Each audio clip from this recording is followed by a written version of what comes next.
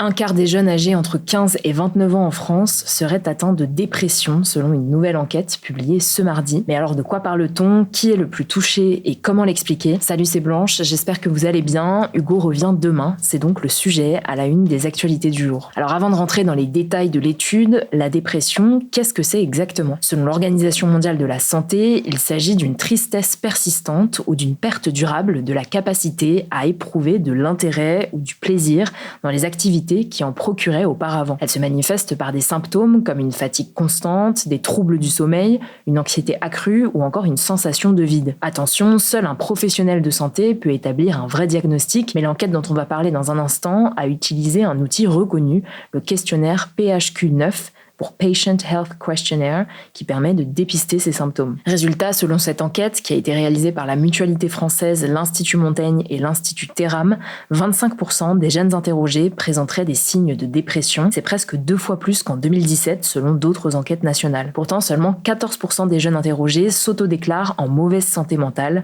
Souvent, la souffrance mentale est sous-estimée ou banalisée. À noter que cette étude a été menée auprès de plus de 5600 jeunes âgés de 15 à 29 ans, représentés de la population française de cette tranche d'âge qui ont répondu à un questionnaire en ligne en avril dernier. Ils ont dû répondre à 23 questions sur leur quotidien, leur rapport aux études ou au travail, leur capacité à se projeter dans l'avenir, mais aussi à un test standardisé de santé mentale, le PHQ-9 donc. En bref, les réponses reposent sur l'auto-évaluation et restent donc subjectives. Et donc pour en revenir aux conclusions de l'enquête, plus de 80% des jeunes interrogés disent avoir ressenti une fatigue persistante ou un manque d'énergie dans les 2 semaines précédant l'étude. Près de 3 quarts ont eu des troubles du sommeil et plus de 6 sur 10 un sentiment de tristesse ou de déprime. Mais alors, qui est le plus concerné? D'abord, les jeunes femmes. 27% d'entre elles présenteraient des symptômes dépressifs contre 22% des jeunes hommes. L'écart est particulièrement marqué avant 22 ans. Ensuite, de grandes différences apparaissent selon les territoires. Dans l'Hexagone, par exemple, les chiffres varient entre 19% en Bourgogne-Franche-Comté et 28% en Provence-Alpes-Côte d'Azur ou en Corse. Mais dans les territoires d'outre-mer, les niveaux s'envolent avec 39% des jeunes de 15 à 29 ans qui souffriraient de dépression. Pour vous donner une idée, 52% des jeunes sont concernés en Guyane, soit plus d'1 jeune sur 2. Ces écarts reflètent en partie les difficultés sociales et économiques qui touchent plus durement ces territoires. Les jeunes ultramarins se disent notamment très insatisfaits des services publics et subissent une précarité qui affecte leur santé mentale. La solitude et le mal-être sont aussi plus souvent signalés en ville qu'en milieu rural. Dans les grandes métropoles, 44% des jeunes disent se sentir seuls, contre 36% en zone rurale. L'enquête souligne que ce n'est pas seulement la fréquence des contacts sociaux qui comptent, mais leur qualité. On peut voir beaucoup de monde et se sentir isolé malgré tout. Mais l'immobilité contrainte en zone rurale, due au manque de transport et d'activité, constitue tout de même une source de mal-être. Mais alors, comment expliquer cette situation? Les auteurs de l'étude mettent en avant plusieurs causes, comme la précarité économique, la pression scolaire et professionnelle, ou encore l'incertitude face à l'avenir. Cette génération, en fait, a été frappée par un enchaînement de crises sanitaires, économiques, environnementales et géopolitiques, ce qui nourrit un sentiment d'incertitude et de vulnérabilité. La solitude est un autre symptôme très important. Près de la moitié des 18-34 ans disent s'y sentir exposés, soit beaucoup plus que leurs aînés. Parmi les jeunes qui déclarent avoir une vie sociale peu active, 59% ressentent une solitude persistante, contre 41% en moyenne d'après l'enquête. Le manque de pratiques culturelles et sportives accentue ce sentiment. Un autre facteur central, c'est l'usage massif des réseaux sociaux. Selon l'étude, plus le temps passé sur les réseaux sociaux augmente, plus les signes de dépression s'intensifie, alors que 44% des jeunes passent plus de 3 heures par jour sur les réseaux sociaux et 1 sur 10 plus de 5 heures. Et donc parmi les jeunes qui passent plus de 8 heures sur les réseaux sociaux, près de 4 sur 10 présentent des signes de dépression. C'est 3 fois plus que ceux qui y passent moins d'1 heure. Alors attention, c'est difficile de savoir si les réseaux sociaux sont la cause du mal-être ou une conséquence. En tout cas, le cyberharcèlement concerne plus d'1 jeune sur 4, ce qui joue sur le risque dépressif. Pour nuancer tout ça, l'étude indique cependant que les réseaux sociaux peuvent aussi jouer un rôle de soutien, puisqu'un tiers des jeunes y trouvent de l'information sur la santé mentale. D'ailleurs, alors que les 3 quarts des jeunes interrogés déclarent avoir été sensibilisés à la santé mentale, seuls 20% disent l'avoir été via leur établissement scolaire ou universitaire. Les réseaux sociaux sont donc souvent une première source d'information sur la santé mentale. Alors face à cette situation, quelles solutions existent? Bon, déjà, il faut rappeler que la santé mentale des jeunes a été érigée en grande cause nationale en 2025. Certains dispositifs existent déjà, comme le dispositif Mon Soutien Psy, qui permet de bénéficier de séances séances d'accompagnement psychologique prises en charge par l'assurance maladie. À noter tout de même que ce dispositif, qui donne accès dès l'âge de 3 ans à 12 consultations remboursées chez un psychologue, est critiqué par de nombreux professionnels qui estiment qu'il ne répond pas aux besoins des patients.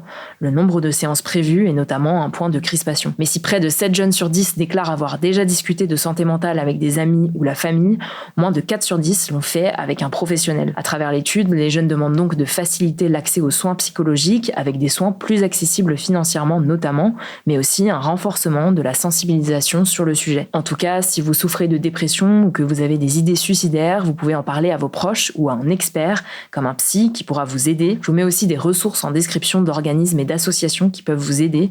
Je vous laisse avec Léa pour les actualités en bref. Merci Blanche et bonjour à tous. On commence avec cette actu. La Belgique reconnaîtra l'État de Palestine lors de la prochaine Assemblée générale de l'ONU qui se tiendra du 9 au 23 septembre à New York. C'est ce qu'a annoncé sur X le ministre des Affaires étrangères belge ce mardi. Alors le ministre a cependant posé 2 conditions à cette reconnaissance. Elle ne sera officiellement formalisée que lorsque le dernier otage aura été libéré et que le Hamas n'assumera plus quelconque gestion de la Palestine. Fin juillet, Emmanuel Macron avait déjà annoncé que la France allait reconnaître l'État de Palestine à l'Assemblée générale de l'ONU. Dans la foulée, plus d'une dizaine de gouvernements occidentaux avaient appelé d'autres pays du monde à faire de même. C'est le cas notamment de l'Australie ou du Canada par exemple. Actuellement, les 3/4 des États membres de l'ONU reconnaissent déjà l'État de Palestine. Deuxième actu, je voulais qu'on fasse un point sur la situation dans le département de l'Aude, en France, après l'organisation d'une rave party illégale ce week-end. La fête était organisée entre le village de Fongencouze et celui de Coustou, dans une zone brûlée par les incendies début août. Au total, elle a réuni plus d'1 millier de personnes, malgré l'interdiction répétée de la préfecture de l'Aude. Mais ce lundi soir, les tensions sont montées d'un cran entre les participants à la fête et les riverains. Une 50aine de viticulteurs, donc des personnes qui s'occupent des vignes, s'en seraient notamment pris aux véhicules stationnés dans la zone de la rave party, selon le journal L'Indépendant. Certains véhicules ont même été retournés avec un tracteur, a précisé RMC. Au total, 260 gendarmes ont été mobilisés. Ce mardi matin, 900 personnes étaient encore présentes sur place, selon la préfecture, qui a précisé que des installations sont en train d'être démontées. À noter que les rave parties sont légales en France, mais leur organisation est strictement encadrée. Elles ne doivent pas dépasser 500 participants et doivent être déclarées auprès de la préfecture qui peut les interdire. En cas de non-respect des règles, les organisateurs risquent jusqu'à 5 000 € et ou des peines de prison allant jusqu'à 6 mois. Troisième actu, en Indonésie, au moins 20 personnes sont portées disparues après les violentes manifestations qui continuent à secouer le pays, selon une ONG locale de défense des droits humains. Alors on en parlait hier sur la chaîne, depuis une semaine, l'Indonésie est secouée par des manifestations contre les avantages financiers accordés aux députés, considérés trop élevés, et la faiblesse des salaires. Les manifestations ont principalement lieu à Jakarta, mais aussi dans d'autres villes du pays. Le mouvement s'est aggravé après la mort filmée d'un conducteur de mototaxi de 21 ans, tué par un véhicule de police lors d'une manifestation ce jeudi. En plus des personnes portées disparues, 6 manifestants sont morts au cours de ces rassemblements violemment réprimés. L'ONU a d'ailleurs réclamé ce lundi l'ouverture d'enquêtes rapides, approfondies et transparentes sur les circonstances de leur mort. Quatrième actu, au Burkina Faso, un pays d'Afrique de l'Ouest, les pratiques homosexuelles sont désormais interdites. Une loi prévoyant des peines pouvant aller jusqu'à 5 ans de prison a été adoptée à l'unanimité ce lundi par l'Assemblée législative de transition,